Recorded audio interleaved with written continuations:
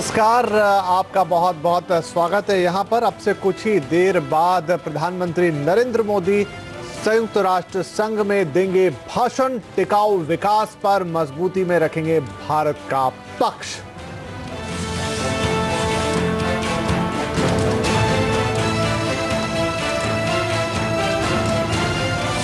मैं चाहता हूँ, मुझे फील होता है कि इंडियंस भी यही सोचते हैं हमारा टाइम आ गया है। गवर्नमेंट को इस समय थोड़ा खुलना चाहिए, ओपन होना चाहिए, वेलकम करना चाहिए। बातें मोदी जी की सब ठीक है, उनको थोड़ा काम ज़्यादा होना चाहिए। वेंचर कैपिटल कंपनियां भारत में निवेश के माहौल से खुश नहीं। इन्वेस्टमेंट कैपिटल के कंवल रेखी ने कहा, भारत में बिजनेस के लिए मॉरिशस के जरिए निवेश ज्यादा आसान।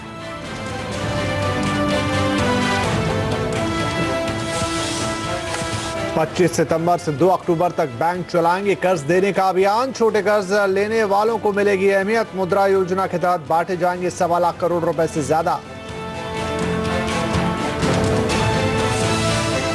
छोटे लोगों का अनुभव ये है कि लगभग 99% लोग एक दिन पैसा लेते हैं और शीघ्र उसको लौटा देते हैं। काले धन पर खुलासा करने वाली स्कीम हुई पूरी तरह से फ्लॉप। अब तक महज 2000 करोड़ रुपए का ही हुआ खुलासा। जानकारी देने के लिए बचे सिर्फ 5 दिन।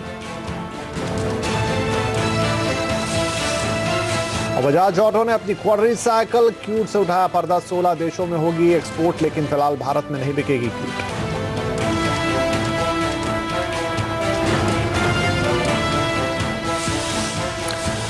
प्रधानमंत्री नरेंद्र मोदी अब से थोड़ी ही देर में संयुक्त राष्ट्र संघ में टिकाऊ विकास पर अपना भाषण देने वाले हैं। अपने भाषण में प्रधानमंत्री टिकाऊ विकास के लक्ष्यों पर भारत का नजरिया मजबूती के साथ रखेंगे। विकासशील देशों के लिहाज से टिकाऊ विकास के लक्ष्य बेहद अहम है। इनके जरिए आने वाली पीढ़ियों के हितों के साथ बिना कोई समझौता किए नए विकास लक्ष्य तय किए जाने हैं। नए विकास लक्ष्यों को लेकर भारत का क्या नजरिया है और सरकार इसके लिए कितनी तैयार है, इस पर आज हम खास चर्चा कर रहे हैं। और हमारे साथ हैं चिंतन environment research and action group की फाउंडर और डायरेक्टर हमारे साथ होंगी भारती चतुर्वेदी। लेकिन अभी इस वक्त हमारे साथ जुड़ चुकी हैं गेटवे हाउस की फेलो रजनी बख्शी। तो यहां पर बातचीत होगी और हम बात करेंगे यहां पर प्रधानमंत्री किस तरह का भाषण देते हैं, क्या बातें प्राथमिकता के साथ उठाते हैं टिकाऊ विकास को लेकर। और यहां पर हमारे दोनों मेहमान हमारे साथ जुड़ चुके हैं। रजनी बख्शी हैं हमारे साथ इस वक्त। रजनी, अगर हम देखें जहां तक टिकाऊ विकास की बात है या जिसे हम सस्टेनेबल डेवलपमेंट कहते हैं, एक लंबे समय से चली आ रही प्रक्रिया है। सन 2000 में जब सहस्त्राब्दी आ रही थी, नया मिलेनियम आ रहा था, तो सभी देशों ने मिलकर इस मुद्दे को बहुत पुरजोर उठाया, कुछ नियम तय किए और पिछले 15 सालों से उन नियमों का उस पर चलने की कोशिश हो रही थी। मुख्य तौर पर पर्यावरण की चिंता ज्यादा थी, क्लाइमेट चेंज की बातें हो रही थी। लेकिन अब जो नया ड्राफ्ट आ रहा है उसमें बातें बहुत आगे बढ़ चुकी हैं। गरीबी उन्मूलन, महिला सशक्तिकरण, समग्र विकास की बातें हो रही। तो ये जो परिवर्तन पिछले 15 सालों में आया, इसे कैसे देखती हैं आप? देखिए, कई पहलुओं पर जो परिवर्तन आया है खासकर भारत में, वो प्रशंसनीय भी है। हमने जो गरीबी कम करने का टारगेट सेट किया था वो कुछ हद तक हमने पूरा किया है। शिक्षा के तौर पे भी कुछ हमारे टारगेट हम पूरे कर पाए हैं। लेकिन अफसोस की बात यह है कि अभी भी दुनिया के करीब करीब 1/3, 1/3 जो मेलनरिश्ड लोग हैं पूरी दुनिया के, वो भारत में हैं। और पढ़ाई के मसले पर भी जितना हम तरक्की कर पाए हैं उससे अभी बहुत आगे और हमें जाना है। तो हमारे यहाँ पर्यावरण का भी जो मसला है वो कुछ हद तक हमने उसको संभाला है। हमारे यहाँ कुछ हद तक रिफॉरेस्टेशन की कामयाबी हुई है। लेकिन जहाँ तक इंडस्ट्रियल प्रदूषण की समस्या है, पानी को प्रदूषित करने की, हवा को प्रदूषित करने की, जो ये रासायनिक खेती है, केमिकल एग्रीकल्चर, उसके कारण जितना हमारे जो मिट्टी, हमारे सॉइल का जो समस्या है, उसमें जितनी घटौती आई है उसकी न्यूट्रिशन में, उसका बड़ा समस्या है। तो इन सब चीजों को लेकर अब जो है जोर, ये सस्टेनेबल डेवलपमेंट गोल्स का जो जोर है वो एक ज्यादा कॉम्प्रिहेंसिव किस्म का रुख है।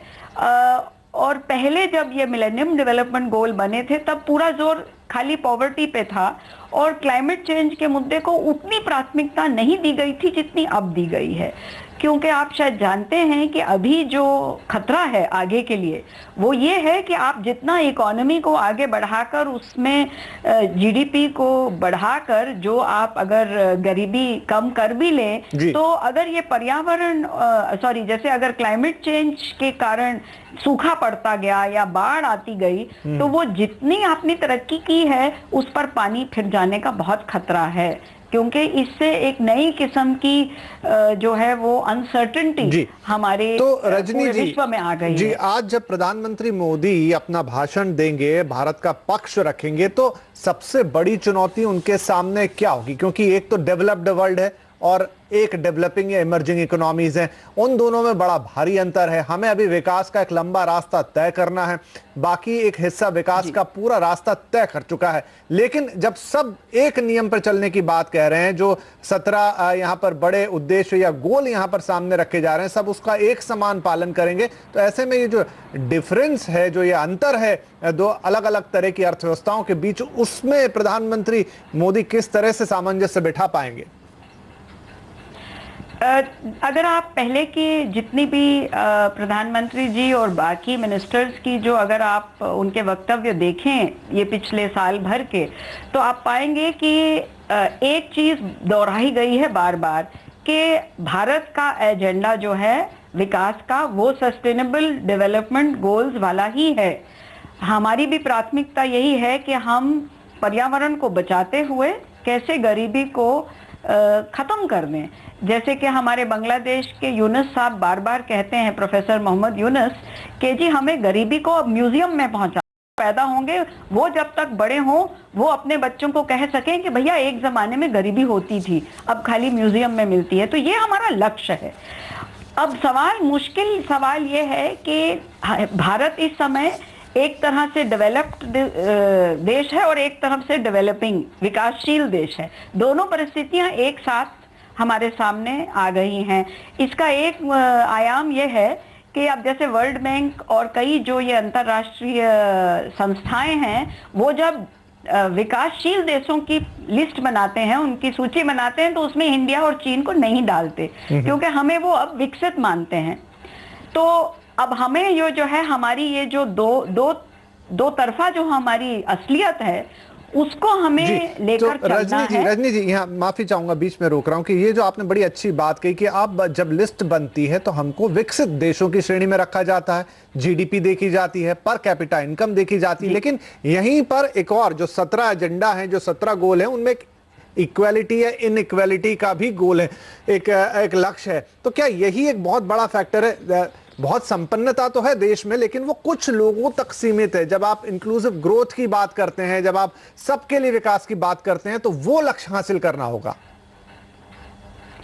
बिल्कुल, और इसके भी एक हमारे लिए जो राष्ट्रीय पहलू है और एक अंतर्राष्ट्रीय पहलू है। हमारे सामने जो राष्ट्रीय पहलू है वो ये है कि जिस तरह से, जिसका एक शब्द में हम रख सकते हैं कि सर्वोदय कैसे होगा।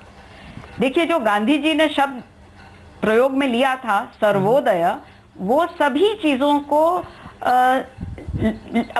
वो सभी चीजों को कवर कर लेता है जी। उसका ये मतलब है, और उसका एक ही आज भी वही रास्ता है जो हमें आजादी के समय दिख रहा था, कि जो बिल्कुल जमीन से लगी हुई जो ग्रामीण इकोनॉमी है वो कैसे विकसित हो। अब उसके लिए हमने ये पिछले 15 साल में कई ऐसे कुछ फाउंडेशन रखे हैं जिन पे अगर हम आगे बढ़ें तो बहुत कुछ तेजी से विकास हो सकता है। लेकिन उसके सामने कई रुकावटें भी हैं, और रुकावटें ये हैं कि बहुत सारी जो बड़ी पॉलिसीज बनती हैं वो आज भी जीडीपी की नजर से ही बनती हैं, जिससे फटाफट जो है जीडीपी बढ़े, विच इज उसका सिर्फ इतना मतलब होता है कि भाई पूरी इकोनॉमी में पैसे का लेन देन कितना हुआ। राइट। वो सब तक पहुंचा कि नहीं पहुंचा, राइट, सब तक पहुंचा कि नहीं पहुंचा, एक अहम सवाल होता है। भारती चतुर्वेदी भी हमारे साथ जुड़ गई। भारती, यही बात हो रही है कि भारत के सामने अब बड़े लक्ष्य होंगे, क्योंकि यहाँ पर जो सभी 193 मेंबर्स हैं, यूनाइटेड नेशन सदस्य देश हैं, वो एक ही एजेंडा पर काम करेंगे। अब डेवलप्ड कंट्री अलग नहीं होंगे, डेवलपिंग अलग नहीं होंगे। तो क्या भारत के सामने एक बड़ी चुनौती होगी कि वो as emerging economy, developing country, उन सारे क्राइटेरिया पर खरा उतरते हुए भी अपनी ग्रोथ को बरकरार रखे? लगता भारती तक हमारी आवाज फिलहाल नहीं पहुंची। जी भारती जी, जो हम बात कर रहे थे उसी बात को आगे बढ़ाते हैं। आप भी कह रहे हैं कि जीडीपी के हिसाब से सारी चीजों को नापा जाता है। अब ये जीडीपी का फायदा कितने लोगों तक पहुंचा? क्या समाज के सबसे निचले तबके तक पहुंचा? क्या उन लोगों तक पहुंचा जो गरीबी रेखा के नीचे हैं? शायद यही एक कमी रह जाती है। जीडीपी में तो नंबर बड़ा हो जाता है। रजनी जी, आपसे सवाल।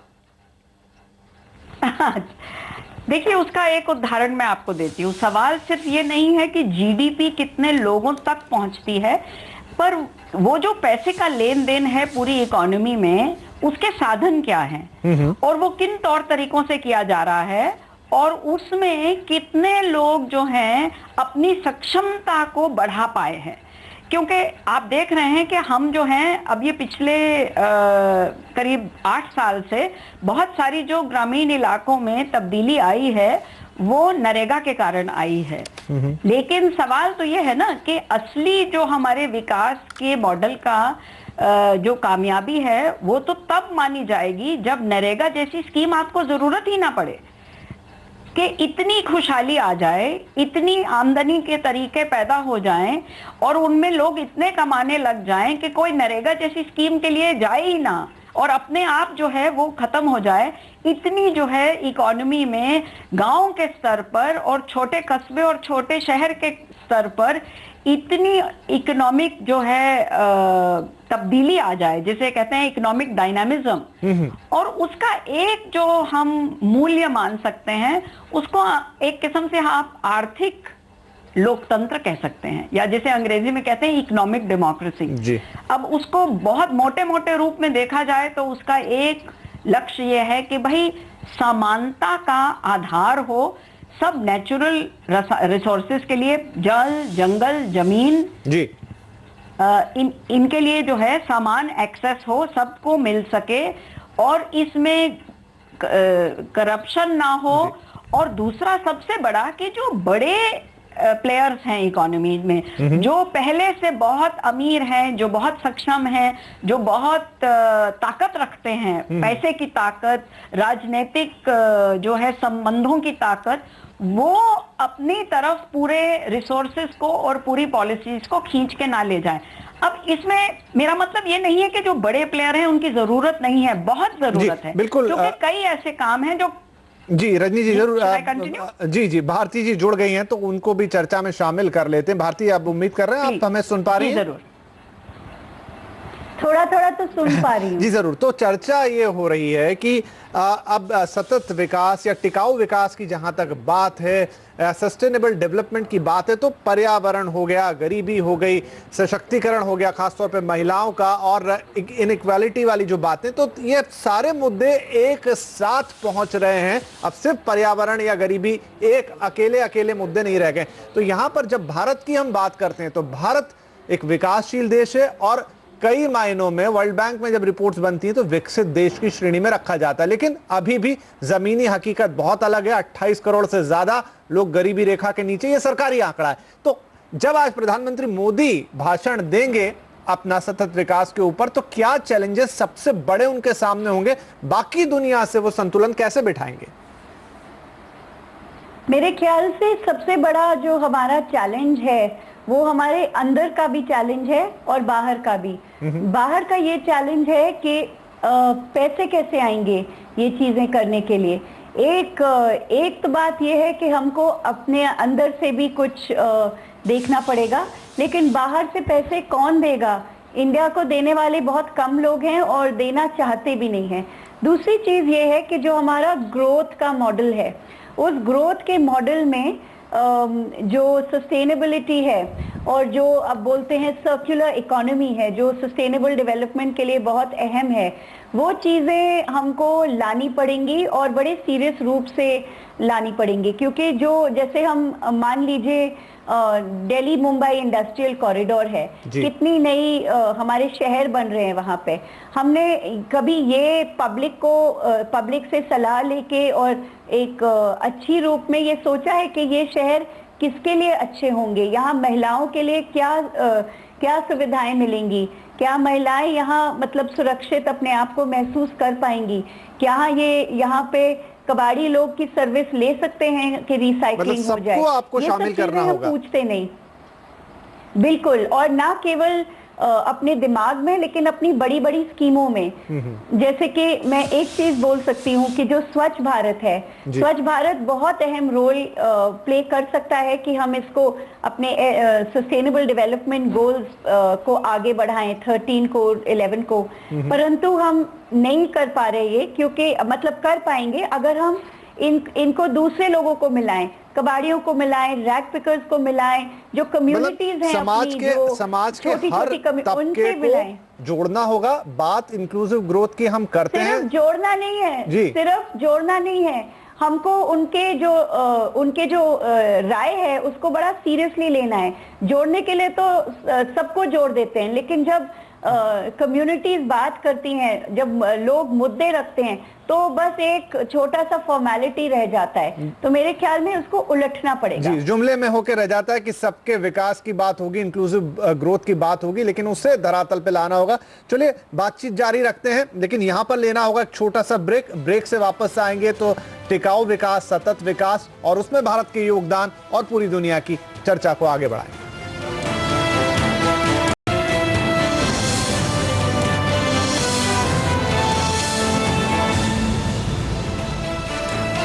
अब से कुछ ही देर बाद प्रधानमंत्री नरेंद्र मोदी यूनाइटेड नेशंस में क्लाइमेट चेंज और तमाम मुद्दों पर जिस तरह से सस्टेनेबल डेवलपमेंट निर्भर करता है उस पर भारत की तरफ से अपनी राय रखेंगे, अपना भाषण देंगे। और यहां पर सभी 193 सदस्य संयुक्त राष्ट्र के एक नए मेमोरेंडम पर अपनी हामी भरेंगे, जहां पर अगले 15 सालों के लिए लक्ष्य तय किए जा रहे हैं टिकाऊ विकास को लेकर। तो भारत इन सब चीजों के बीच में अपनी ग्रोथ को कहां पाएगा, अपने विकास को कहां पाएगा और किस तरीके से दुनिया के साथ कदम ताल कर पाएगा, इस पर हमारी चर्चा हो रही है। हमारे दोनों मेहमान रजनी बख्शी और भारती चतुर्वेदी हमारे साथ हैं। भारती, अगर हम आंकड़ों को देखें, थोड़ी बात करें, गरीबी एक बहुत बड़ा मुद्दा है, नंबर 1 पर रखा गया। पर्यावरण तो अब काफी नीचे गया, लेकिन गरीबी उन्मूलन जिसको कह रहे हैं कि पॉवर्टी को या गरीबी को हर रूप में और हर जगह से हटाने की बात है। पड़ोस के ही अगर हम एग्जाम्पल को लें, चीन में सन 2000 के आसपास वहां पर जो गरीबों की संख्या थी उसके मुकाबले आज उनकी जो गरीबों की संख्या उसमें 50 से 60% तक की गिरावट आ गई। यानी करीब 45 करोड़ जो लोग पहले गरीबी रेखा से नीचे थे उनके यहां अब 8 करोड़ से कुछ कम रह गए हैं। तो जिस तरीके से चीन ने अपने आप को इस स्थिति से बाहर निकाला है, भारत के लिए कितनी बड़ी चुनौती है?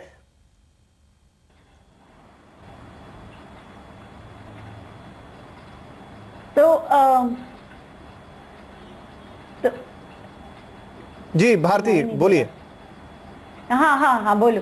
तो मुझे एक तो ये लगता है कि हमको चीन से इतना मतलब प्रेरणा नहीं खोजनी चाहिए, नंबर 1। नंबर 2, चीन ने गरीबी कम करी है, हाँ जाहिर है, लेकिन उसने प्रदूषण बहुत भयानक किया है। और अगर चीन की तरह सारे देश हो जाएं जो अभी गरीब हैं या मिडिल इनकम कंट्रीज हैं, तो फिर सस्टेनेबिलिटी की कोई गुंजाइश ही नहीं होगी। क्योंकि जिस तरीके से चीन ने अपना प्रदूषित किया है पानी, अपनी हवा, लोग बीमार हो रहे हैं। आज अखबार में ये आता नहीं है, लेकिन बहुत प्रोटेस्ट होता है। तो हमको प्रेरणा नहीं लेनी चाहिए चीन से, नंबर 1। नंबर 2, हमारा जो पोल्यूशन, पॉवर्टी रिडक्शन, जो गरीबी को कम करने की जो हमारे आगे ये होना चाहिए, वो ना केवल जो मेन स्ट्रीम ग्रोथ का मॉडल है, ये नहीं कि बस हमको जीडीपी बढ़ा करना है, हमको कई दूसरी चीजें करनी है। जैसे कि आमतौर पे आप देखिए, जो आदमी आपको भेल पूड़ी बेचता है सड़क पे, वो अपना एक तरीके से चल के आता है, वो अपना घर पे होम प्रोडक्शन करता है और वो इनफॉर्मल होता है, यानी कि जो पैसा वो कमाता है और जो खर्च करता है वो आंकड़े कभी हमारी इकोनॉमी में नहीं आते। तो ये लोगों को हमको ये, और हमारा 90% लोग जो हैं इंडिया में जो काम कर रहे हैं वो इनफॉर्मल इकोनॉमी में है। तो हमको ज़्यादातर इन लोगों पे भी बहुत जोर देना है, इनकी मदद करनी है, इनको एक तरीके से मानना है कि हाँ ये बहुत ज़रूरी है। और इनमें से कई लोग हैं, चाहे आपका कूड़े वाला हो या चाहे आपका कबाड़ी हो या मोची हो, ये सारे लोग कई तरीके से सस्टेनेबल हमारा लाइफस्टाइल कर रहे हैं, इनको आगे बढ़ाना चाहिए। और तभी, और ये कई लोग गरीब हैं, तो अगर हम ये दो चीजें एक साथ देखें कि हमारे गरीब लोग जो हमारी मदद कर रहे हैं शहरों में और गांव में, इनको आगे कैसे बढ़ाएं, तो एक तरीके से वो एक बहुत अहम रास्ता है जो कि हम कभी मानते नहीं, क्योंकि जीडीपी में इनका योगदान रिफ्लेक्ट नहीं होता। रजनी जी, क्योंकि पर्यावरण का मुद्दा एक अहम मुद्दा रहने वाला और इसको लेकर मतभेद भी रहता है, जो जैसे बात की यहाँ पर भारती जी कह रही, चाइना का उदाहरण ना लें, बहुत पॉल्यूट किया है, तो अमेरिका और चाइना दुनिया में सबसे ज्यादा कार्बन फुटप्रिंट वाले देश हैं। लेकिन जब बात आती है भारत जैसे देशों के लिए, तो अब सबके लिए अगर मापदंड एक रखने की जहां तक बात है, तो क्या प्रधानमंत्री मोदी के लिए मान लेना उतना आसान होगा कि जो मापदंड अब अमेरिका और चाइना के लिए लगेंगे, भारत भी उसमें हाँ कर दे? क्योंकि अभी ना तो हमारी टेक्नोलॉजी उस स्तर पे पहुंची है, ना हमारा विकास उस स्तर पे पहुंचा है कि हम वो चीजें मान ले। लेकिन ये विडंबना जरूर होगी कि एक तरफ पर्यावरण है, उसे बचाना भी है, इसमें यह नहीं हो सकता कि कौन आगे कौन पीछे, लेकिन दूसरी तरफ विकास की चुनौती भी है। तो यह संतुलन कैसे बिठाएंगे मोदी? देखिए, इसके लिए एक अंग्रेजी में एक बड़ा अच्छा वो फ्रेज है कि हमें लीप फ्रॉग करना होगा, क्योंकि अगर आप जो पुरानी जो रणनीति है उद्योग की, अगर आप उस नजरिए से सोचें तो फिर तो हमें प्रदूषण करना ही पड़ेगा, उसी से जीडीपी ग्रो होगी और फिर हम गरीबी को मिटा पाएंगे। लेकिन मेरा आपसे आग्रह है कि ये जो है, ये 20वीं सदी का नजरिया है, ये आज नहीं चलेगा।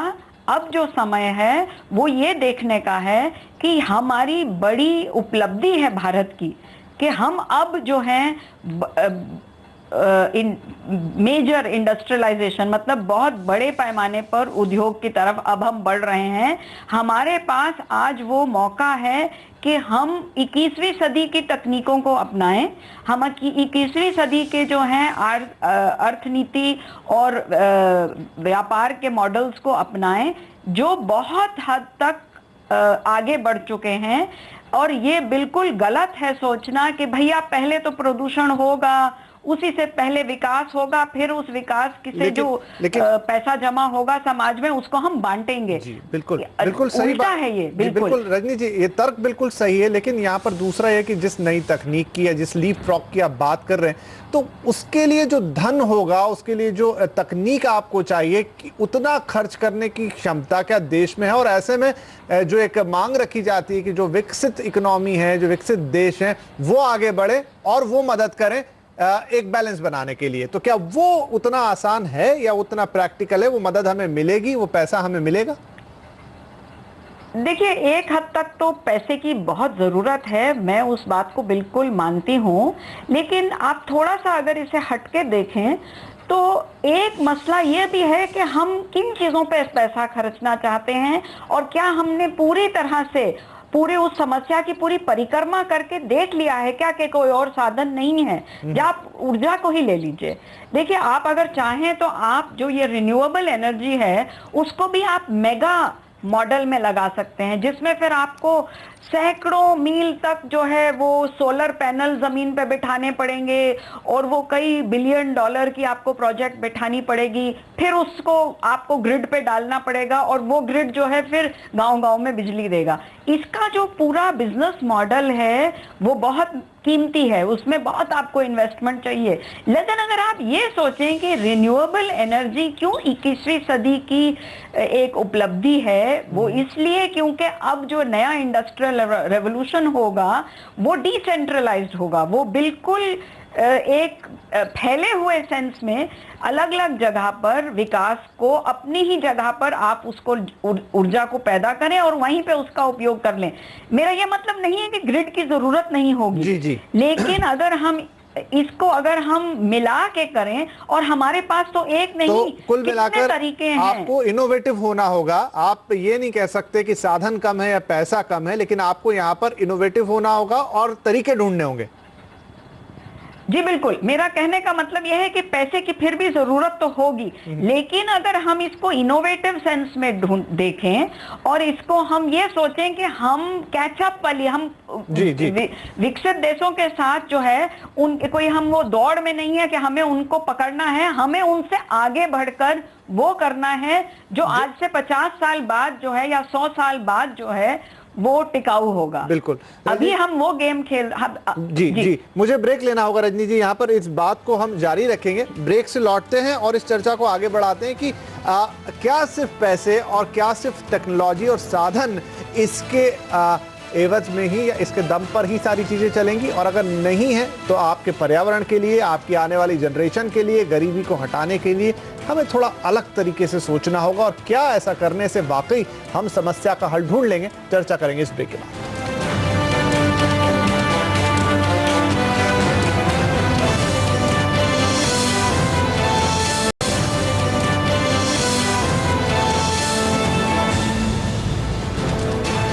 टिकाऊ विकास, सस्टेनेबल डेवलपमेंट, ये है वक्त की मांग और इस पर पूरी दुनिया के देशों का चिंतन जारी है। यूनाइटेड नेशंस में सभी सदस्य इकट्ठा हुए हैं, जहां पर अगले ड्राफ्ट पर सहमति होगी और उसे मान्य किया जाएगा। 2030 तक के लिए नए नियम तैयार हैं और भारत के प्रधानमंत्री नरेंद्र मोदी भी इस वक्त यूनाइटेड नेशंस में मौजूद है, जो कुछ देर बाद इस पर अपनी बात रखेंगे, अपना भाषण देंगे। लेकिन उससे पहले हम चर्चा कर रहे हैं कि भारत के लिए राह कितनी आसान है, टिकाऊ विकास के रास्ते पर भारत के सामने क्या चुनौतियां हैं और क्या दिक्कतें हैं जिन्हें पार पाकर हम भी एक बेहतरीन अर्थव्यवस्था बन सकते हैं। रजनी बख्शी और भारती चतुर्वेदी दोनों हमारे साथ जुड़ी हुई हैं। भारती, आपके पास आते हैं। 2000 से 2015 तक का सफर तय हो चुका है पिछले एजेंडा पर काम करते करते, और अब एक अगला एजेंडा तैयार है जो अगले 15 सालों के लिए काम करेगा। अगले 15 साल में हम कहां पहुंचेंगे, इस बात का अंदाजा लगाने की कोशिश इस बात से कर सकते हैं कि पिछले 15 सालों में जो तय लक्ष्य थे उसको हमने किस हद तक पाया है। आप कैसे देखती हैं? मैं ये देखती हूँ कि हमने ठीक किया है एक दो चीज़ों में, लेकिन कई चीज़ों में हम पिछले 15 सालों में फेल हुए हैं। लेकिन आगे देखते हैं जो कि ज़्यादा ज़रूरी है।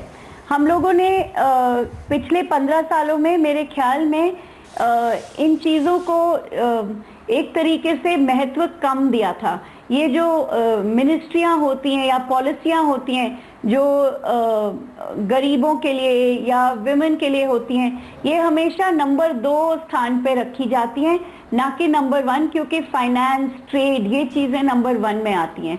तो शायद हमारे सोचने का तरीका भी थोड़ा अलग था, जो अब काफ़ी बदल रहा है। अब आप देखिए स्मार्ट सिटीज़ को, इसमें बहुत पोटेंशियल है। अगर हम असली में आगे बढ़ना चाहते हैं तो हमारे जो बड़े बड़े स्कीम हैं आज के ज़माने में, चाहे मेक इन इंडिया हो, स्किल इंडिया हो, स्मार्ट सिटीज़ हो, स्वच्छ भारत हो, ये जो बड़ी चीज़ें हैं, इन्वेस्टमेंट हो, इन चीज़ों के ज़रिए हम कुछ अपने सस्टेनेबल डेवलपमेंट गोल्स आगे काफ़ी हद तक बढ़ा सकते हैं। स्मार्ट सिटीज़ बहुत अच्छा है, लेकिन मैं तो ये बोलती हूँ मेक इन इंडिया, क्योंकि हम लोगों को बोल रहे हैं आइए और हमारे देश में मैन्युफैक्चरिंग करिए।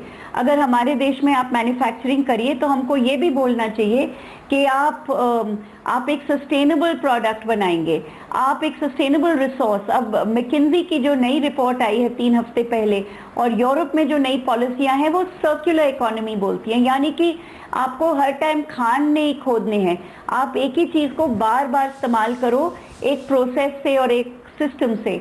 तो मेरे ख्याल में हम लोगों को इन चीज़ों में बहुत महत्व देना पड़ेगा, तब हम सोच भी सकते हैं कि हम कुछ अचीव करेंगे। जी, तो भारती जो बात कह रही है रजनी, अगर हम उसे दूसरे ढंग से देखें, जो मेक इन इंडिया है, स्किल इंडिया है, फिर स्मार्ट सिटीज हैं, तो ये एक श्रृंखला है, सब आपस में जुड़ी हुई हैं।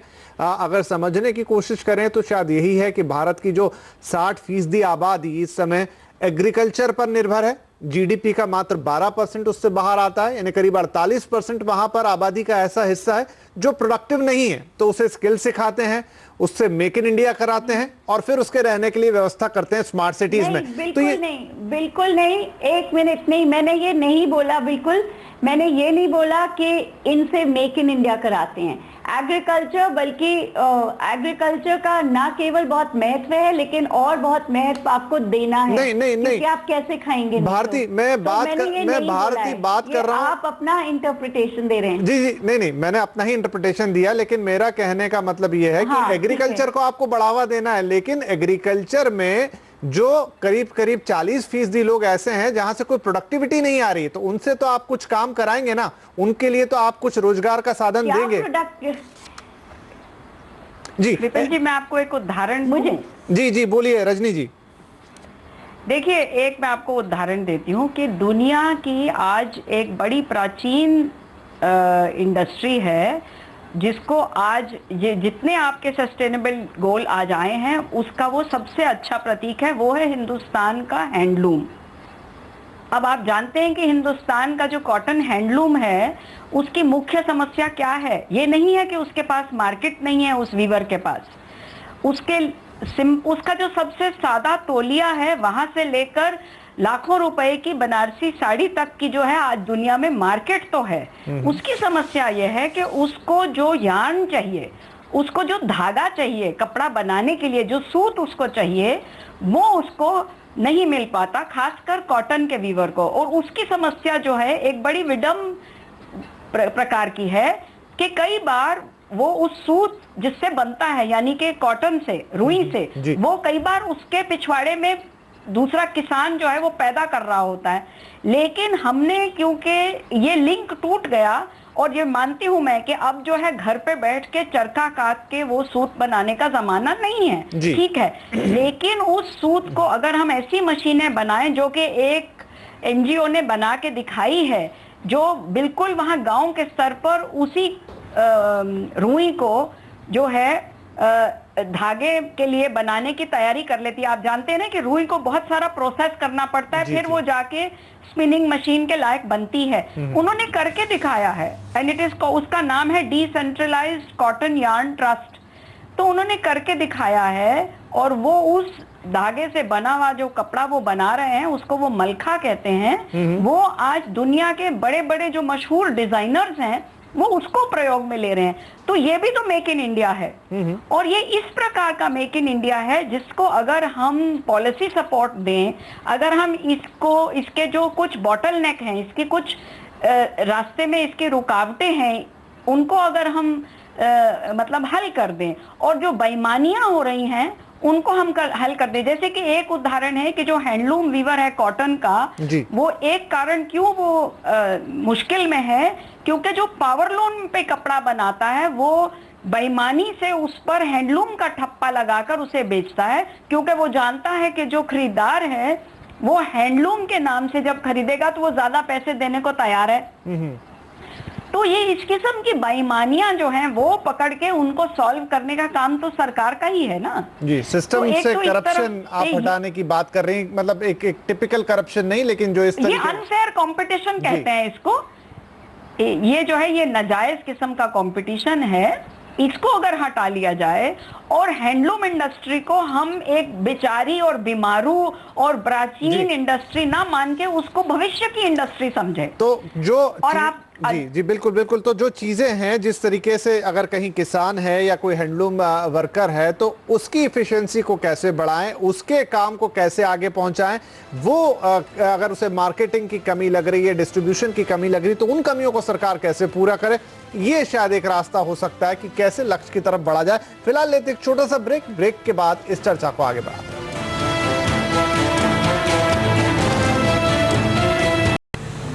माननीय आधुनिक महानायक महात्मा गांधी ने कहा था,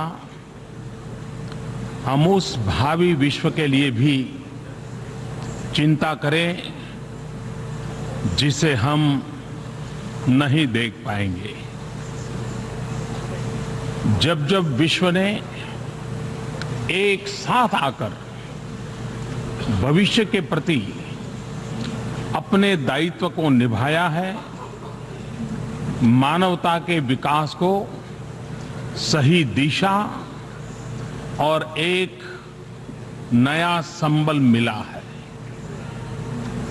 70 साल पहले जब एक भयानक विश्व युद्ध का अंत हुआ था, तब इस संगठन के रूप में एक नई आशा ने जन्म लिया था।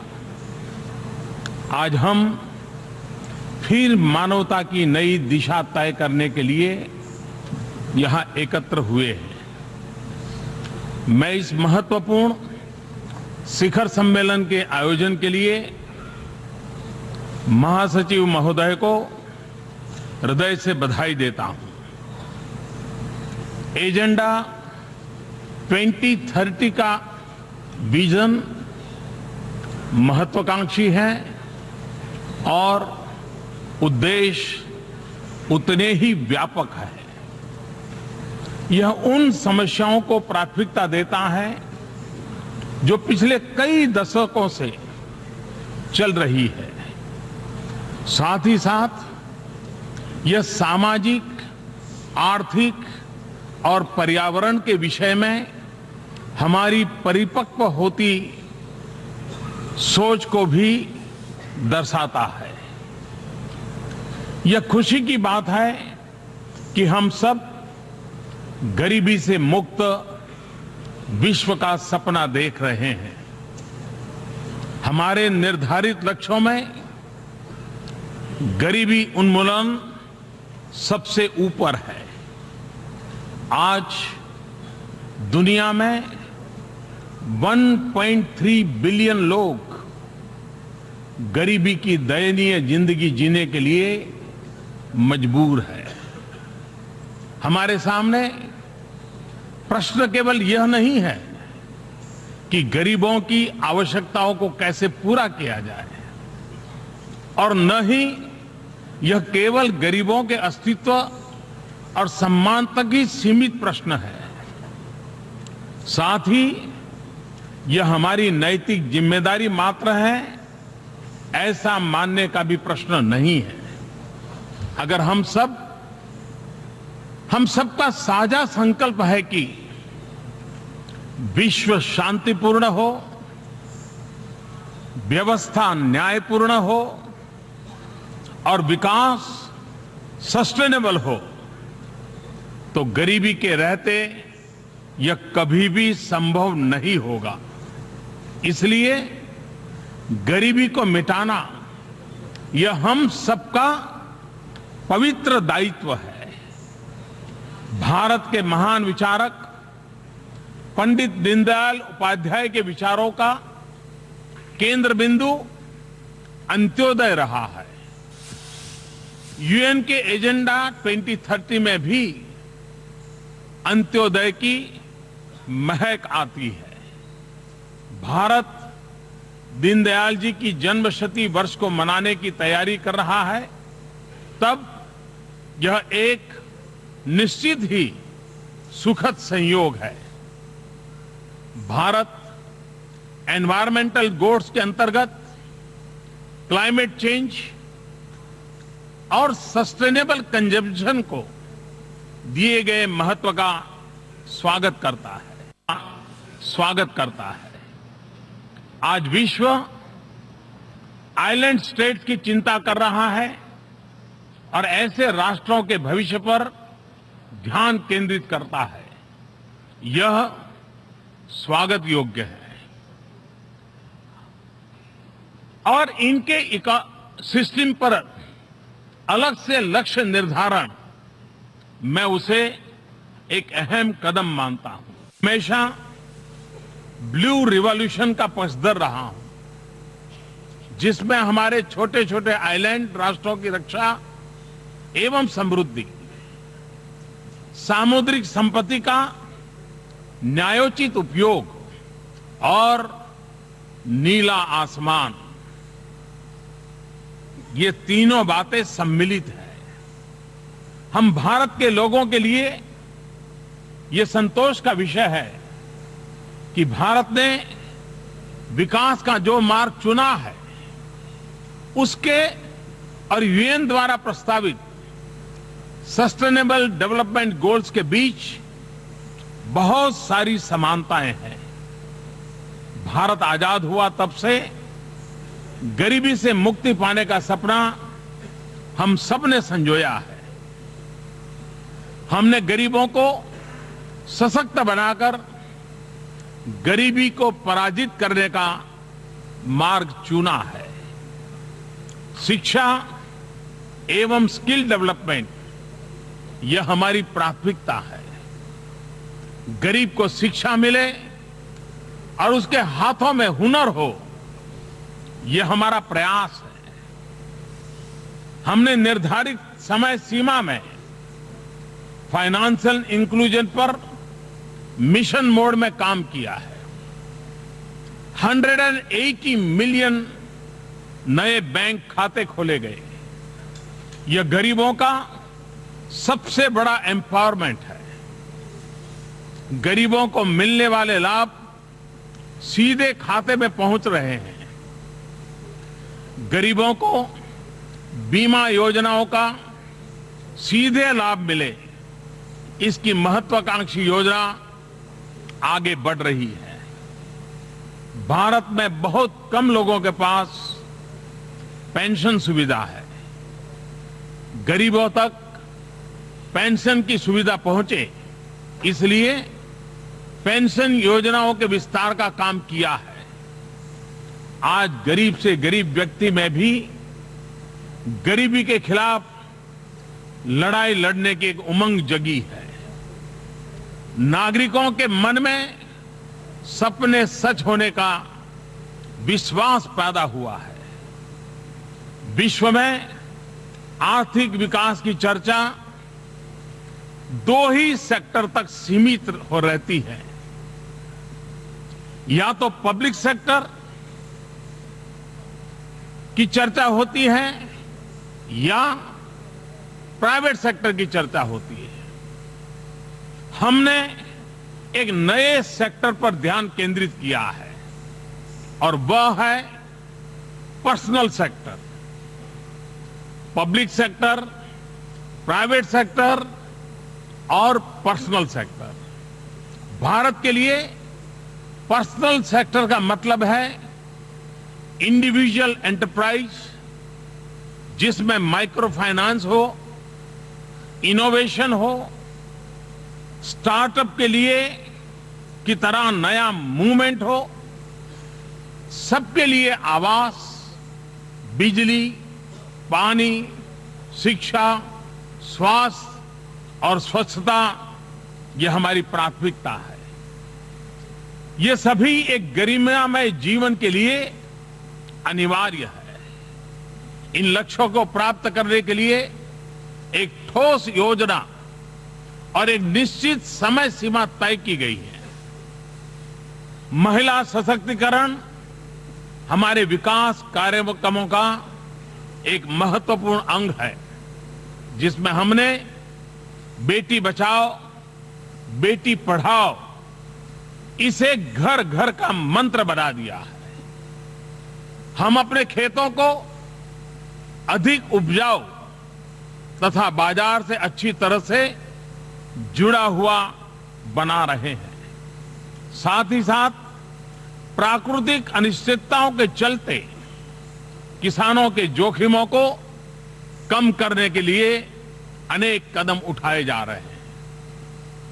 हम मैन्युफैक्चरिंग को रिवाइज कर रहे हैं, सर्विस सेक्टर में सुधार ला रहे हैं, इंफ्रास्ट्रक्चर क्षेत्र में हम अभूतपूर्व स्तर पर निवेश कर रहे हैं और अपने शहरों को स्मार्ट, सस्टेनेबल तथा जीवंत डेवलपमेंट सेंटर्स के रूप में विकसित कर रहे हैं। समृद्धि की ओर जाने का हमारा मार्ग सस्टेनेबल हो, इसके लिए हम कटिबद्ध हैं। इस कटिबद्धता का मूल निश्चित रूप से हमारी परंपरा और संस्कृति से जुड़े होना है, लेकिन साथ ही यह भविष्य के प्रति हमारी प्रतिबद्धता को भी दिखाती है। मैं उस संस्कृति का प्रतिनिधित्व करता हूं जहां धरती को मां कहते हैं और धरती को मां मानते हैं। हमारे यहां वेदों की उद्घोषणा है, माता भूमि ही पुत्रो अहम पृथ्व्याम। ये धरती हमारी माता है तो हम इसके पुत्र हैं। हमारी योजनाएं महत्वाकांक्षी और उद्देश्यपूर्ण है। जैसे अगले 7 वर्षों में 175 गीगावाट रिन्यूएबल एनर्जी की क्षमता का विकास, एनर्जी एफिशिएंसी पर बल, बहुत बड़ी मात्रा में वृक्षारोपण का कार्यक्रम, कोयले पर विशेष टैक्स, परिवहन व्यवस्था में सुधार, शहरों और नदियों की सफाई, वेस्ट टू वेल्थ की मूवमेंट, मानवता के छठे हिस्से का सस्टेनेबल डेवलपमेंट समस्त विश्व के लिए तथा हमारी इस सुंदर वसुंधरा के लिए अत्यंत महत्वपूर्ण है। निश्चित रूप से यह दुनिया कम चुनौतियों और व्यापक उम्मीदों वाली होगी, ये मेरा विश्वास है, जो अपनी सफलता को लेकर अधिक आश्वस्त होगी। हम अपनी सफलता और रिसोर्सेस दूसरे के साथ बांटेंगे। भारतीय परंपरा में पूरे विश्व को एक परिवार के रूप में देखा जाता है। उदार चरिता नाम तु वसुधैव कुटुंबकम। उदार बुद्धि वालों के लिए तो संपूर्ण संसार एक परिवार होता है, कुटुंब है। आज भारत एशिया तथा अफ्रीका और प्रशांत महासागर से अटलांटिक महासागर में स्थित छोटे छोटे आइलैंड स्टेट्स के साथ डेवलपमेंट पार्टनर के रूप में अपने दायित्व को निर्वाह कर रहा है। सस्टेनेबल डेवलपमेंट सभी देशों के लिए राष्ट्रीय उत्तरदायित्व का विषय है। साथ ही उन्हें नीति निर्धारण के लिए विकल्पों की आवश्यकता होती है। आज हम यहां संयुक्त राष्ट्र में इसलिए हैं क्योंकि हम सभी यह मानते हैं कि अंतर्राष्ट्रीय साझेदारी अनिवार्य रूप से हमारे सभी प्रयासों के केंद्र में होनी चाहिए। फिर चाहे यह डेवलपमेंट हो या क्लाइमेट चेंज की चुनौती हो, हमारे सामूहिक प्रयासों का सिद्धांत है कॉमन बट डिफरेंशिएटेड रिस्पॉन्सिबिलिटीज। अगर हम क्लाइमेट चेंज की चिंता करते हैं तो कहीं न कहीं हमारे निजी सुख को सुरक्षित करने की बू आती है। लेकिन यदि हम क्लाइमेट जस्टिस की बात करते हैं तो गरीबों को प्राकृतिक आपदाओं से सुरक्षित रखने का संवेदनशील संकल्प उभर करके आता है। क्लाइमेट चेंज की चुनौती से निपटने में उन समाधानों पर बल देने की आवश्यकता है जिनसे हम अपने उद्देश्यों को प्राप्त करने में सफल हो सके। हमें एक वैश्विक जन भागीदारी का निर्माण करना होगा जिसके बल पर टेक्नोलॉजी, इनोवेशन और फाइनेंस का उपयोग करते हुए हम क्लीन और रिन्यूएबल एनर्जी को सर्वसुलभ बना सके। हमें अपनी जीवन शैली में भी बदलाव करने की आवश्यकता है ताकि ऊर्जा पर हमारी निर्भरता कम हो और हम सस्टेनेबल कंजम्पशन की ओर बढ़े।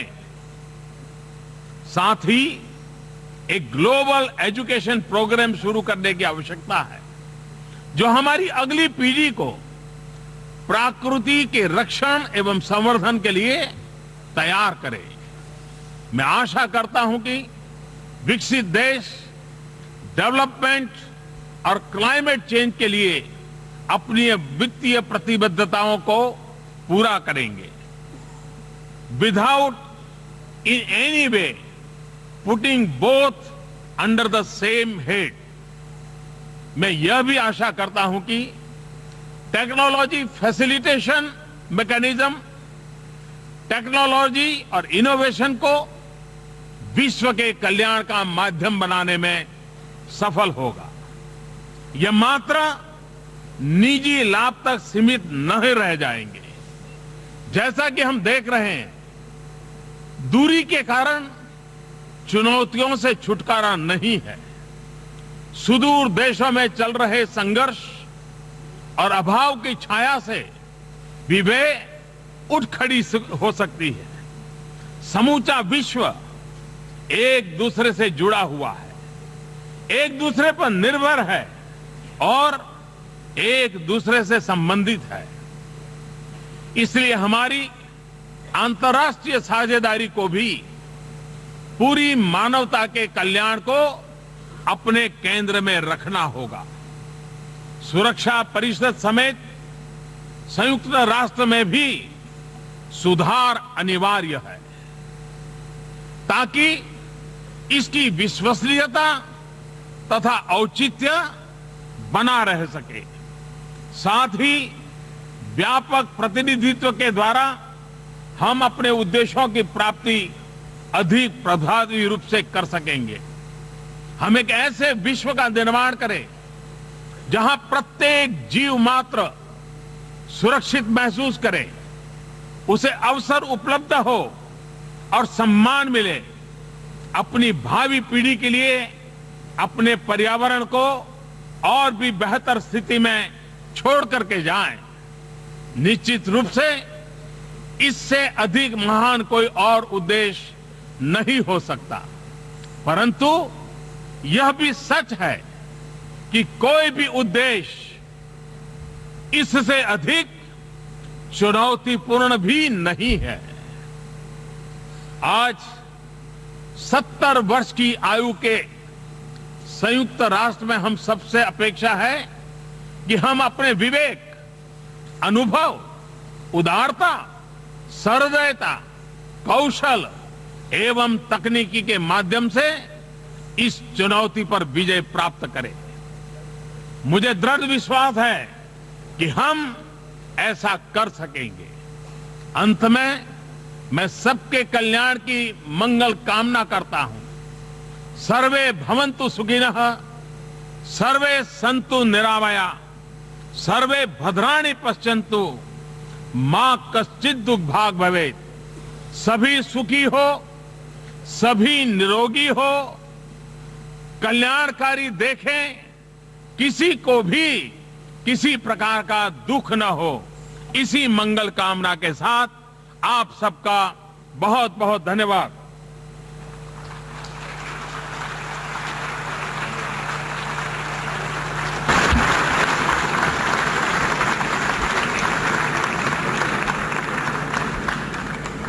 I thank Prime Minister. तो प्रधानमंत्री मोदी ने संयुक्त राष्ट्र में अपने भाषण को यहाँ पर पूर्ण किया। सर्वे भवन्तु सुखिना के साथ तकरीबन 15 से 20-25 मिनट तक यहाँ प्रधानमंत्री मोदी बोले और जिन बातों की हम लगातार चर्चा कर रहे हैं इस कार्यक्रम में, लगभग सभी वही बातें उन्होंने वहाँ पर उठाई, जिसमें उन्होंने कहा कि एजेंडा 2030 जो यूनाइटेड नेशंस का है और भारत जो सोचता है सतत या टिकाऊ विकास के लिए, उसमें काफी समानताएं हैं।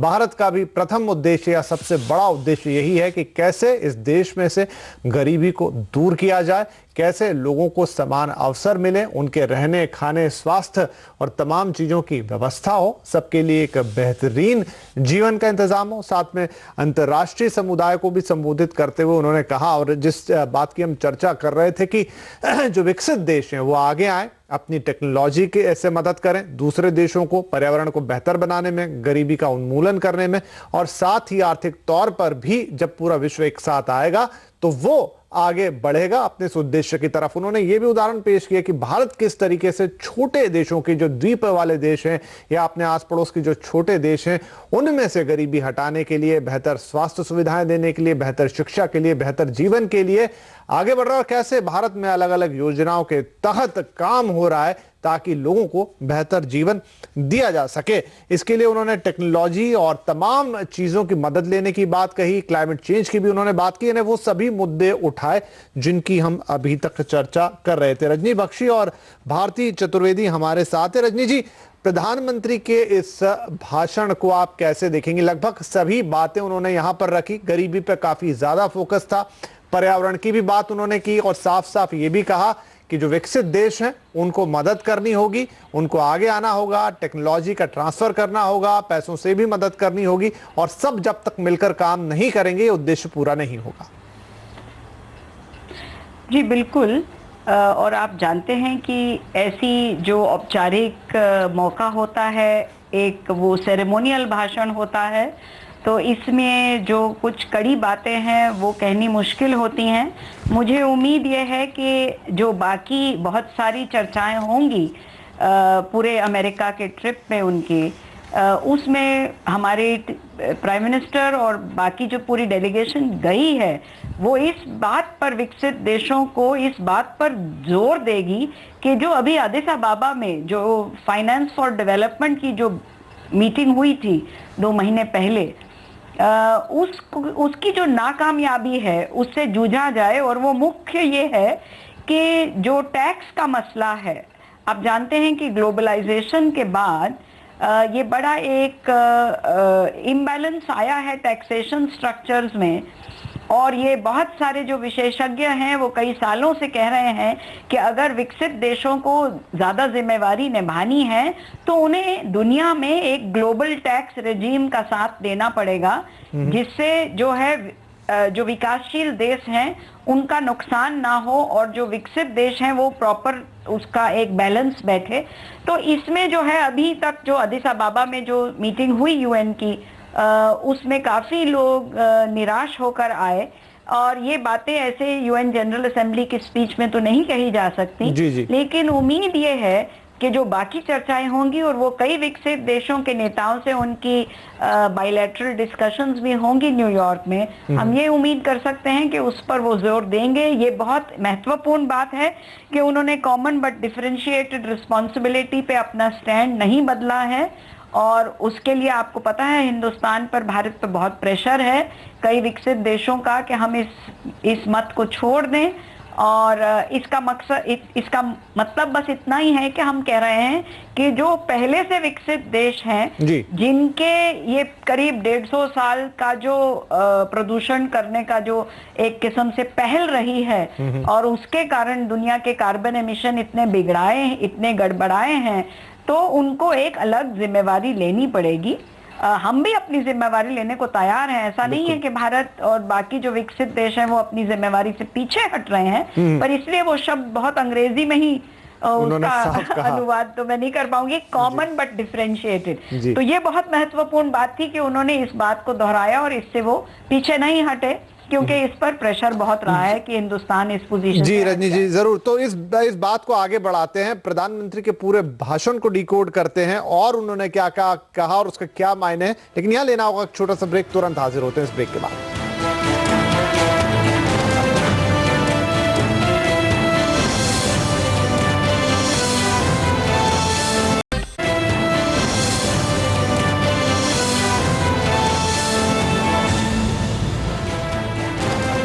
तो प्रधानमंत्री नरेंद्र मोदी ने संयुक्त राष्ट्र में सतत विकास या टिकाऊ विकास पर अपना संबोधन रख दिया है। तमाम वो बातें उन्होंने उठाई जिनका हम जिक्र कर रहे थे। मसलन गरीबी एजेंडे में सबसे ऊपर है। न सिर्फ भारत में गरीबी उन्मूलन की उन्होंने बात की, बल्कि आपसी सहयोग से पूरी दुनिया में गरीबी उन्मूलन की उन्होंने चर्चा की। क्लाइमेट कंडीशंस पर, क्लाइमेट पर उन्होंने यहां पर बात करते हुए कहा कि बहुत जरूरी है पर्यावरण को बचाना, और पर्यावरण को बचाने के लिए किसी एक की जिम्मेदारी, किसी एक देश का दायित्व नहीं है, यह सबको साथ मिलकर आना होगा। विकसित देशों को अपनी भागीदारी निभानी होगी और विकासशील देशों को अपनी।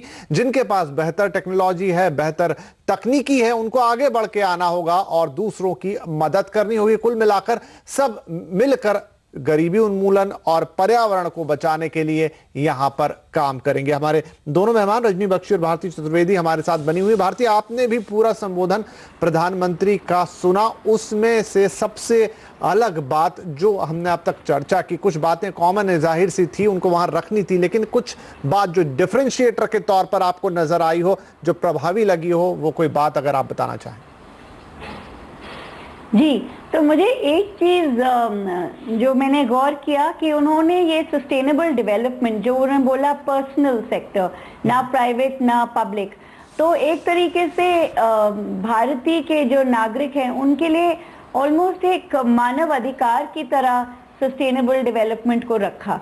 जैसे कि उन्होंने बात करी कि हमारी स्वच्छता और हमारे लिए ये सेफ्टी, ये सब चीजें, पानी, ये सब हमारे लिए बहुत महत्व रखती हैं। तो मुझे लगता है कि ये बहुत इम्पोर्टेंट चीज़ है जो कि पहले हम लोगों ने इसके बारे में किसी पहले प्रधानमंत्री से या किसी उस लेवल के औरत या आदमी से नहीं सुनी पहले। तो नंबर एक ये मेरे लिए बहुत महत्व चीज़ थी जो सुनी थी। दूसरी चीज़ है कि यहाँ भारत में हमारा बहुत डिबेट हो रहा है पर्यावरण को लेके, क्योंकि कई लोग मान रहे हैं कि जो डेवलपमेंट हम कर रहे हैं, जो आगे बढ़ने की जो रणनीति है, वो पर्यावरण के लिए बहुत हानिकारक है। और इसलिए बहुत, आप देखिए ग्रीन ट्राइब्यूनल में भी बहुत बढ़ गए हैं केस जो पब्लिक कर रही है सरकार के ऊपर। तो मेरे ख्याल में उन्होंने पहली बार जो मैंने सुना है इतने मतलब जोर से उन्होंने बोला है कि पर्यावरण को बचाना बहुत जरूरी है। अब बात ये रहती है कि ये जरूरत जो है, जो बहुत जरूरी है, ये अपने ही देश में कैसे इम्प्लीमेंट होगी। क्योंकि एक तरीके से आप देखिए अरुणाचल प्रदेश में डैम्स बन रहे हैं और बहुत फ्रैजाइल जो जंगल हैं और जंगलवासी हैं और जो चिड़िया हैं, ब्लैक नेक क्रेन हैं, उनको वो खत्म हो रहे हैं। और दूसरे हाथ में हमको ये भी सुनने को आज मिला है कि हम पर्यावरण की रक्षा करेंगे। तो मतलब हमारे लिए चुनौती ये आती है सरकार के लिए कि अब पर्यावरण की रक्षा इस माहौल में हम कैसे करने जाएंगे। मेरे ख्याल से एक जो हमको करना ही पड़ेगा वो ये होगा सोचने का कि हम ना केवल बड़े प्रोजेक्ट करें, बल्कि कई बड़े प्रोजेक्ट नहीं करने चाहिए हमको, और हमको अब एक डिसेंट्रलाइज्ड मॉडल में देखना पड़ेगा। और जो हमारी नीति बनाने वाले जो लोग हैं, जो योजना बनाते हैं, उनके दिमाग में वो जो 1940s 1950s का बिग टेम्पल्स ऑफ इंडिया का जो मेंटालिटी है, वो किसी ना किसी तरीके से खत्म करना पड़ेगा। तो भारतीय यहाँ पर प्रधानमंत्री ने कुछ बातों का जिक्र किया। 125 गीगावाट रिन्यूएबल एनर्जी अगले 5 से 7 सालों में, वृक्षारोपण, कोयले पर टैक्स लगाने की बात की, नदियों की सफाई, वेस्ट मैनेजमेंट। तो आपको लगता है कि ये जो कदम जिनका उन्होंने जिक्र किया और जो आप बात कर रही हैं, ये आपस में मिलते हैं, इससे आगे कुछ करना है? मिलते हैं, बोलने से तो मिलते हैं, लेकिन काम तो करना पड़ेगा, क्योंकि मिलाना पड़ेगा। मैं वेस्ट मैनेजमेंट का उदाहरण देती हूँ आपको। अगर वेस्ट मैनेजमेंट आप चाहते हैं कि गली गली, मोहल्ले मोहल्ले और गांव गांव तक पहुंच जाए और सबसे गरीब तक पहुंच जाए, तो आपको ये भी पूछना पड़ेगा कि भारत में आज वेस्ट मैनेजमेंट की सर्विस कौन दे रहा है। हम लोग सब सोचते हैं कि हमारी पंचायत या हमारी म्यूनिसिपैलिटी दे रही है। असलियत ये है कि दिल्ली, इंडिया में सैकड़ों लोग हैं जो कबाड़ी हैं, जो वेस्ट पिकर हैं, जो वाल्मीकि समाज के लोग हैं, और वो हमको सर्विस दे रहे हैं जो सरकार मान नहीं रही है। इनको कैसे आगे बढ़ाया जाए? प्रश्न इस टाइप के होने चाहिए। अब हम बोल रहे हैं कि सर्कुलर इकोनॉमी, यानी कि हम कैसे चीज़ों को फिर से इनका प्रयोग करें और अपने पर्यावरण को बचाएं। तो सस्टेनेबल कंजम्पशन जो उन्होंने खुद बोला था, तो इसको कैसे आगे बढ़ाएं, ये चुनौती है। इसलिए हम लोगों को अपनी खुद की कई प्रथाएं हैं जो बहुत सस्टेनेबल है, उनको आगे लाना पड़ेगा, उनको बढ़ाना पड़ेगा, ना केवल सिर्फ बड़े प्रोजेक्ट्स को। ये बहुत बड़ी चुनौती है क्योंकि ये हमारे दिमाग की कमी है, हमारे पॉलिसी मेकर्स की दिमाग की कमी है, सोच की कमी है, इमेजिनेशन की कमी है।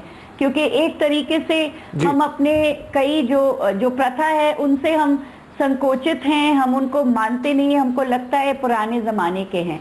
तो हमको ये समझना है कि हमारी कई पुराने जमाने की सोच, व्यवहार, सोच को बदलना होगा। और प्रथा एक्चुअली हमारे बहुत मॉडर्न जमाने में बहुत काम आएंगी। जी। रजनी बख्शी, इसमें प्रधानमंत्री प्रेरित कर रहे हैं। जी रजनी बख्शी, प्रधानमंत्री ने एक पूरा वैश्विक जागरूकता कार्यक्रम चलाने की भी बात की। उन्होंने कहा कि सिर्फ पर्यावरण को इस तरीके से नहीं बचाया जा सकता कि आप कार्बन एमिशन और इन सब की बात करें, टेक्नोलॉजी की बात करें, लेकिन व्यक्ति विशेष तक इस बात की एक पहुंचानी होगी, एक जागरूकता पहुंचानी होगी, जागरूकता लानी होगी कि हम कम से कम एनर्जी का दुरुपयोग करें, अपने आप और अपने आसपास में सफाई रखें।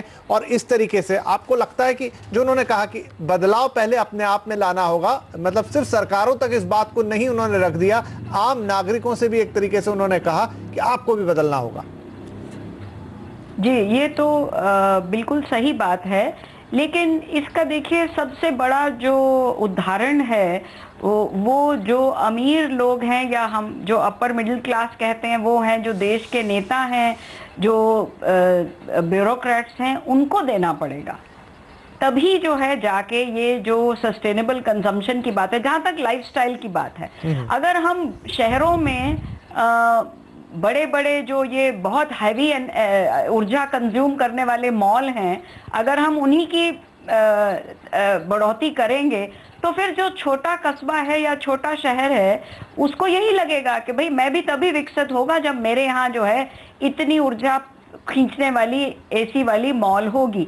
तो इसके लिए जो है एक नए मॉडल की जरूरत होगी ताकि हम पहले से ही बिल्डिंग ऐसी बनाएं, इमारतें ऐसी बनाएं जिनमें ऊर्जा कम लगे, या जो उनकी पूरी आर्किटेक्चर ऐसी हो कि उनमें आपको एसी ना लगाना पड़े, या उसमें नेचुरल किस्म के सस्टेनेबल जो हैं तरीके के वहाँ उसको कूल करने के, उसको वातावरण अनुकूलित करने के तरीके हों। तो दो तीन बातें हैं यहाँ। पहली बात तो ये कि हाँ, ये बिल्कुल जरूरी है कि हमें व्यक्तिगत रूप पे अपना हम कितना उपयोग करते हैं वस्तुओं का, ऊर्जा का, उस पर तो सोचना होगा। लेकिन ये उदाहरण जो है, जो आज ताकतवर वर्ग है, उसको देना पड़ेगा, क्योंकि जो आज बिल्कुल मतलब डिसएम्पावर्ड है, जिसके पास कुछ नहीं है, या जो बिल्कुल अभी साइकिल से मुश्किल तक स्कूटर पे पहुंचा है, उसके लिए तो बिल्कुल वाजिब है ना कि वो सोचता है कि अभी मेरा मौका आया है। भारती कुछ कहना चाह रही जी? भारती, हाँ, मैं ये कहना चाह रही थी कि जो ये है कि एयर कंडीशन और वातानुकूलित मतलब जो घर हों, जो भी हों, मैं ये प्रश्न पूछना चाहती हूँ जो मैं खुद से भी कई बार पूछती हूँ कि जो राजस्थान की बहुत गर्म जगह में महिला रहती हो और बहुत गरीब हो, क्या उसका हक नहीं है कि उसको एयर कंडीशनिंग मिले? तो एक तरीके से मैं ये मानती हूँ कि अमीर लोगों को, क्योंकि हमारा कार्बन एमिशन बहुत ज़्यादा है, ज़रूर मैं रजनी जी से मतलब मैं अग्री करती हूँ, लेकिन दूसरा है कि गरीब जो लोग हैं या जो मध्यम वर्गीय होना चाहते हैं, उनका भी फ्यूचर होना चाहिए, और वो फ्यूचर एक तरीके से रिन्यूएबल ग्रीन एनर्जी से होना चाहिए, और उसी को हम क्लाइमेट जस्टिस बोल सकते हैं, जो आज प्रधानमंत्री ने जिसकी बात करी। तो बहुत ज़रूरी है कि हम ये ना बोलें कि जो गरीब आदमी है वो कभी ये ना सोचे कि एक दिन मुझे एयर कंडीशनिंग होनी चाहिए, क्योंकि एयर कंडीशनिंग की इतनी ज़रूरत है कई जगहों में। तो एस्पिरेशंस जो हैं वो अपनी जगह में है, टेक्नोलॉजी अपनी जगह में है, और सैक्रिफाइस जो करना पड़ेगा मिडिल क्लासेस को, वो अपनी जगह में है। तीनों को मिलके करना पड़ेगा। जी, बिल्कुल।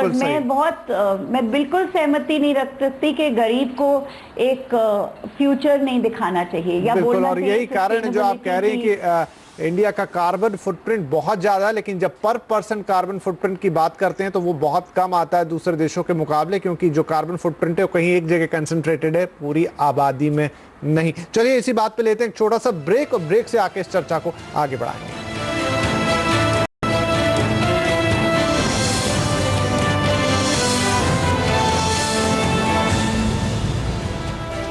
संयुक्त राष्ट्र संघ में प्रधानमंत्री मोदी सतत या टिकाऊ विकास पर अपनी बात रख चुके हैं, तो क्या नजरिया रखा प्रधानमंत्री मोदी ने, क्या अहम बातें थी, एक नजर फिर से डालते हैं। आज दुनिया में 1.3 बिलियन लोग गरीबी की दयनीय जिंदगी जीने के लिए मजबूर है। हमारे सामने प्रश्न केवल यह नहीं है कि गरीबों की आवश्यकताओं को कैसे पूरा किया जाए, और न ही यह केवल गरीबों के अस्तित्व और सम्मान तक ही सीमित प्रश्न है, साथ ही यह हमारी नैतिक जिम्मेदारी मात्र है ऐसा मानने का भी प्रश्न नहीं है। अगर हम सबका साझा संकल्प है कि विश्व शांतिपूर्ण हो, व्यवस्था न्यायपूर्ण हो और विकास सस्टेनेबल हो, तो गरीबी के रहते यह कभी भी संभव नहीं होगा। इसलिए गरीबी को मिटाना यह हम सबका पवित्र दायित्व है। प्रधानमंत्री मोदी ने गरीबी को सबसे पहली प्राथमिकता बताया। जहां तक टिकाऊ विकास की बात है, भारती चतुर्वेदी और रजनी बख्शी दोनों हमारे साथ हैं। रजनी, अब चूंकि हम कार्यक्रम के अंत की तरफ बढ़ रहे हैं, तो जब हम कंक्लूड करेंगे तो 15 साल का एजेंडा है। 15 साल एक बहुत लंबा वक्त होता है, राजनीतिक पहलू से, आर्थिक पहलू से बड़े परिवर्तन आएंगे, लेकिन इस एजेंडे को जारी रखा जाए उसके लिए क्या करना होगा कि कोई भी दूसरी चीजें उसे इस हद तक प्रभावित ना करें कि वो डिरेल ही हो जाए। ऐसे क्या उपाय दिखते हैं? 2-3 बातें मैं रखना चाहूंगी। देखिए, पहली तो ये कि जो प्रधानमंत्री जी ने कहा कि हमारा देश जो है वो धरती को मां मानने की संस्कृति का देश है।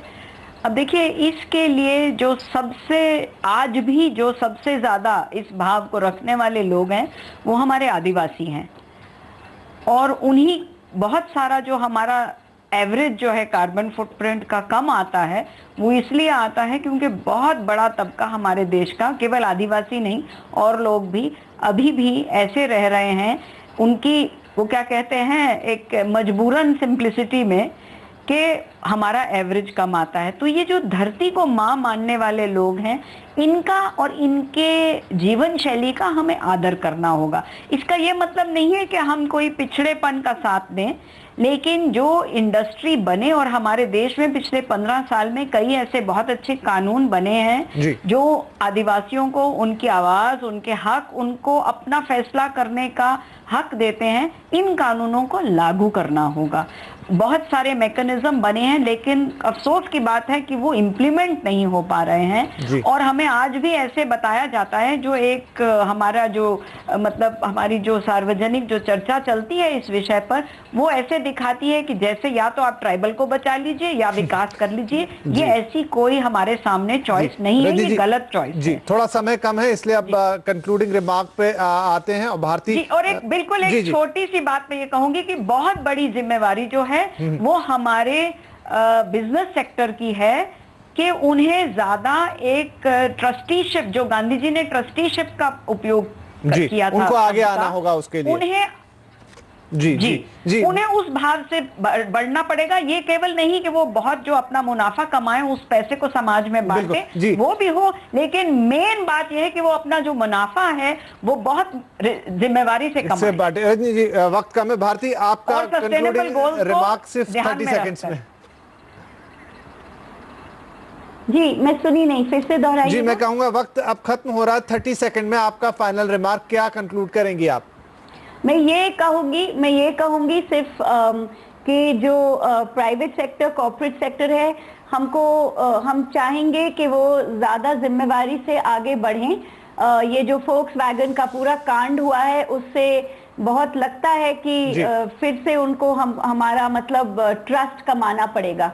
तो ये जो पब्लिक प्राइवेट सेक्टर है, प्राइवेट सबकी भागीदारी, सबकी सरकार की भागीदारी होनी होगी। जो प्राइवेट सेक्टर है उसको आगे आना होगा, कॉर्पोरेट्स को आगे आना होगा और एक जागरूकता सब में लानी होगी। और वैश्विक स्तर पे तो जो बात हमने कही है वो एनजीओ को भी आपको आगे लाना पड़ेगा आदर से। बिल्कुल बिल्कुल। चलिए इसी के साथ कार्यक्रम में, क्योंकि समय समाप्त हो रहा है, आप दोनों का बहुत शुक्रिया और आप सभी का भी CNBC आवाज के साथ जुड़े रहने के लिए बहुत शुक्रिया। नमस्कार।